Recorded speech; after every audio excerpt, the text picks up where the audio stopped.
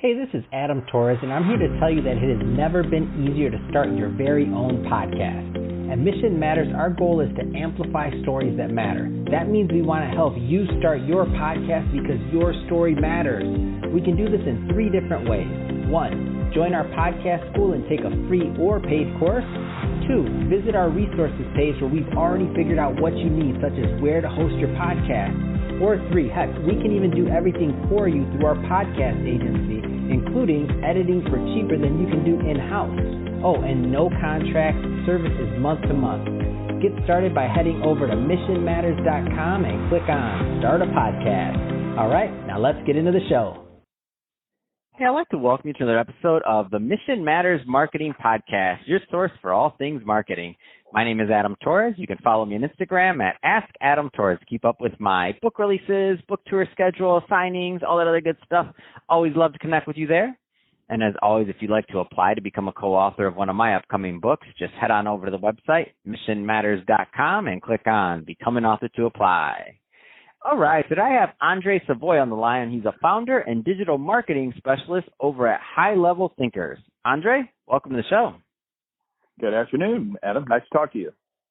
All right, Andre. So excited to get into today's topic. So we're going to talk about helping local retailers make the shift to e-commerce, and I'm excited to get into this trend. I mean, I know it's been going on for a lot of years. You think Amazon. That's all you have to say is the word Amazon, and we know it's important to work with e-commerce, right? And we're going to get into that, by the way. But before we do, let's talk a little bit more about your company overall. So tell us a little bit more about digital marketing, or tell us a little bit more about High Level Thinkers, please.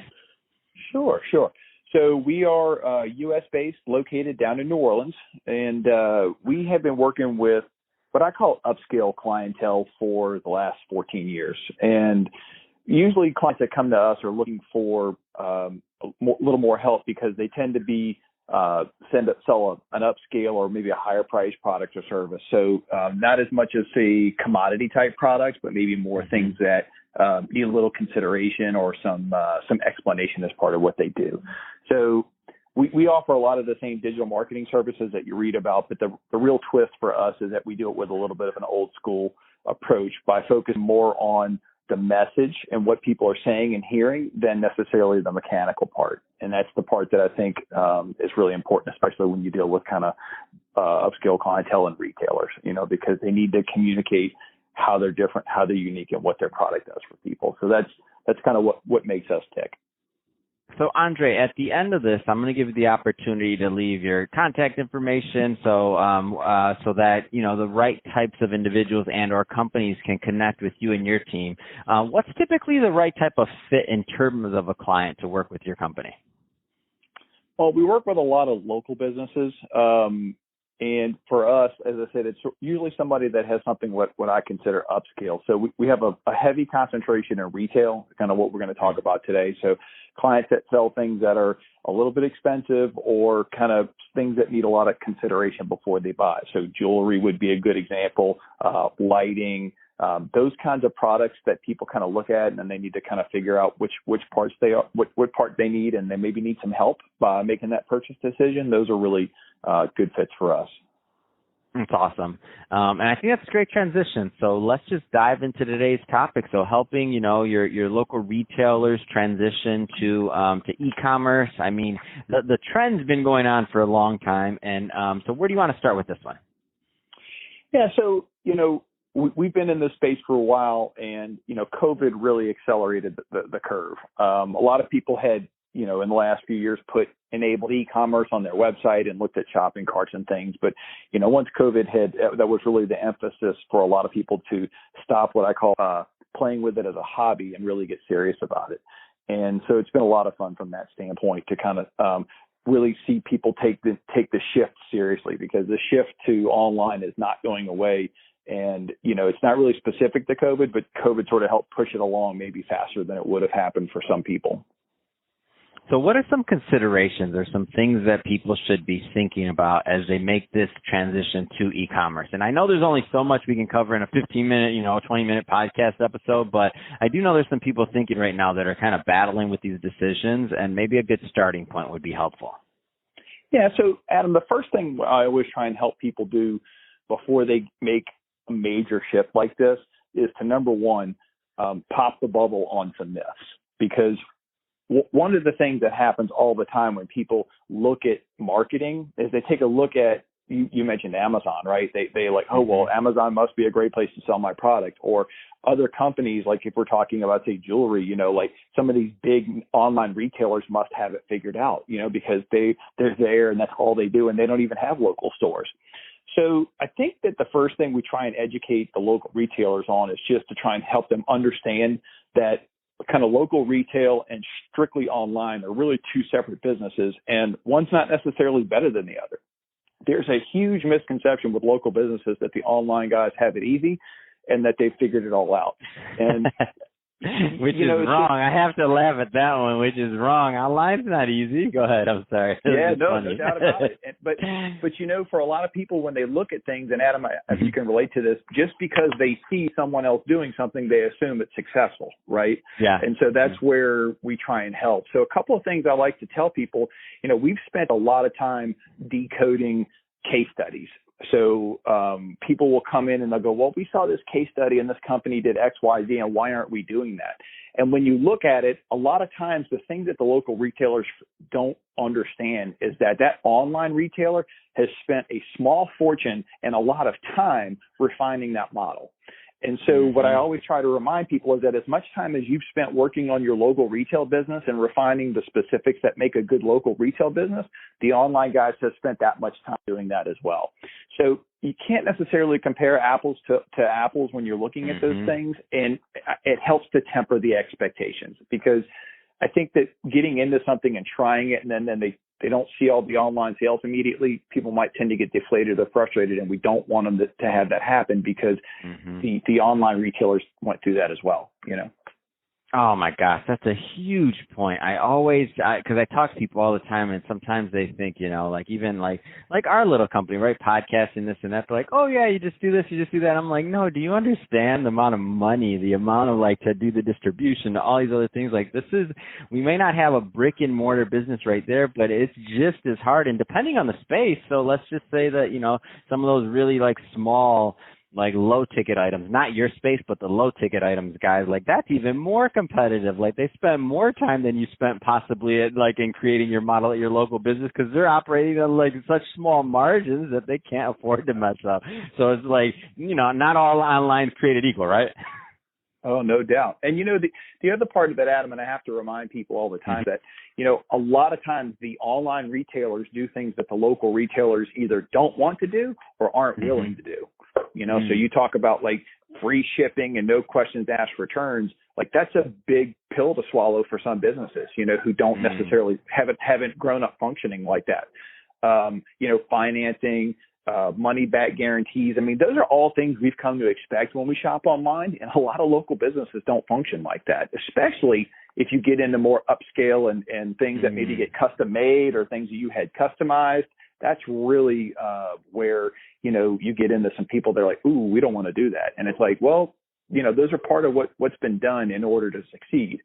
And I think the other part of it, too, is that a lot of the online retailers have figured out sort of the idea of maybe starting with a low ticket offer, you know, like something small that you can purchase to kind of get your feet wet and warm you up. And that kind of a loss leader thing is not, again, it's not something that all local retailers believe in or actually want to do. So it just kind of makes it a little different for them to transition into e-commerce. No, I love it. I think that's great advice.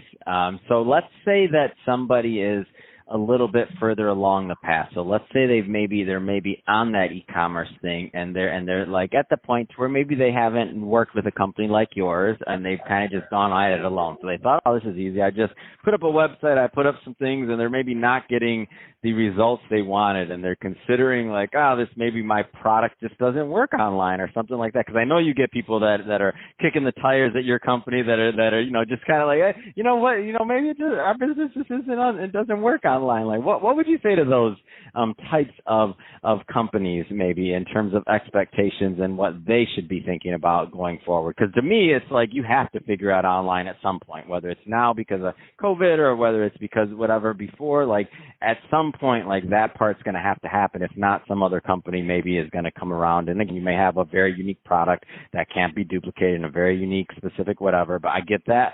But at some point, like that online piece has to be figured out. That's just the way I feel.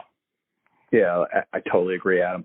I'm going to suggest to you that the missing piece in most cases is that this is specific for local, right? If you're a local business and you're trying to make the switch into e-commerce, that the problem is probably that you're trying to be the e-commerce side instead of being who you are as a local business. Okay. And I stop and let that sink in because I'm letting this sink in. That's good. Like, it's like, that's real good. It's true too. Yeah. So you're not going to be the online retailer. You're going to be the local business. And what's cool about it, and it's just like anything else, people see something else and they think that's what they should be. But the beauty is that people love local retail businesses. That's why they're still around.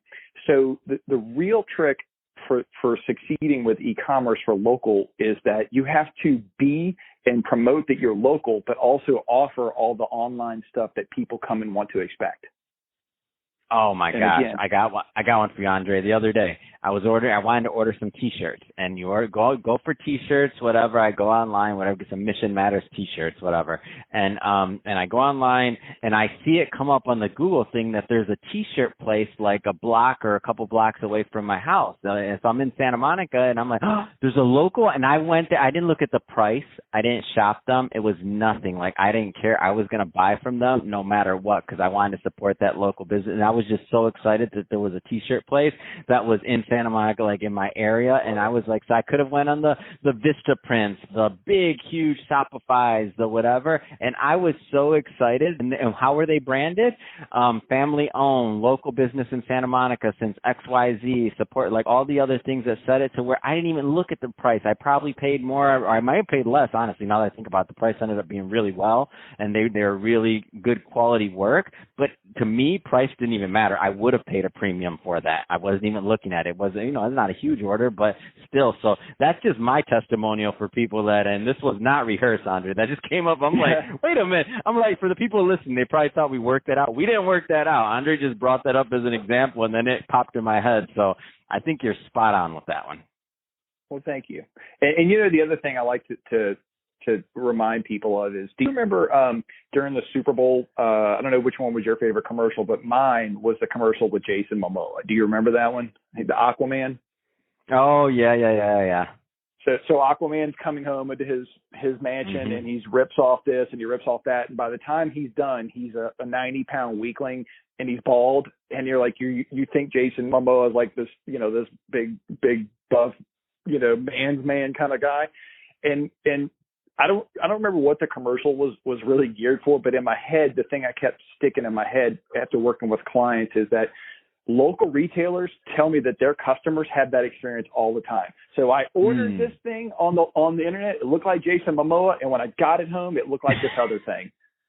That's true. And that is exactly what, like a local business, that's the advantage that a local business has when they can say, yeah, put it in your cart, save it, and then come to the store and see it, or order it from me, come pick it up. And if it's not what you want right then and there, let's swap it out and get you what you want. So that's the advantage that they have. You don't have to have that bait and switch experience, that a lot of people have had with e-commerce companies where the thing didn't fit, it wasn't right, it just didn't look like it was low quality.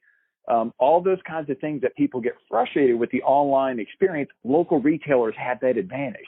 So shout that. Offer them all the things they like from e-commerce, but give them the stuff that the e-commerce guys can't give them, which is stop by, get the advice from somebody local who's an expert, support a local business. And if you're not happy with the thing, we'll take care of it right then and there. None of this other back and forth foolishness. So that's the part, adopting those things into your marketing and stop necessarily trying to sound like the online guys. That's where the success really happens. That's kind of the magic part.